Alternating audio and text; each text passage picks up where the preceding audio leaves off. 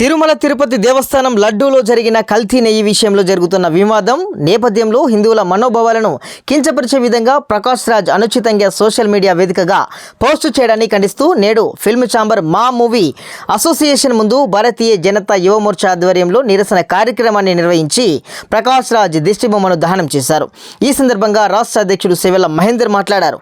గతంలో చాలాసార్లు హిందూ దేవులపైన ఆచారాలపైన వ్యతిరేకంగా మాట్లాడిన ప్రకాష్ రాజ్ ఈసారి కూడా అత్యంత పవిత్రమైన తిరుమల తిరుపతి లడ్డు విషయంలో జరుగుతున్న కల్తీపైన విచారం వ్యక్తం చేయకపోగా వ్యంగ్యంగా పోస్ట్ చేయడం సిగ్గుచేటని పేర్కొన్నారు.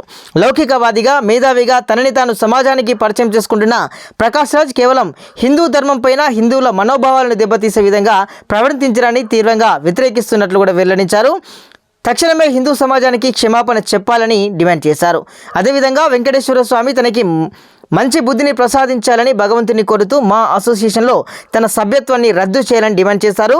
లేని పక్షంలో తన షూటింగ్లు సినిమాలను అడ్డుకుంటామని హెచ్చరించారు. ఈ కార్యక్రమంలో బీజేవైఎం రాష్ట్ర ఉపాధ్యక్షులు మహేష్, రాష్ట్ర నాయకులు ప్రవీణ్, సుధీంద్ర శర్మ, అవినాష్, చక్రి, అరుణ్, గోవర్ధన్ రెడ్డి, శరత్, ప్రశాంత్, శ్రీనాథ్, మధుసూదన్ రెడ్డి, గణేష్, శేఖర్ తదితరులు పాల్గొన్నారు.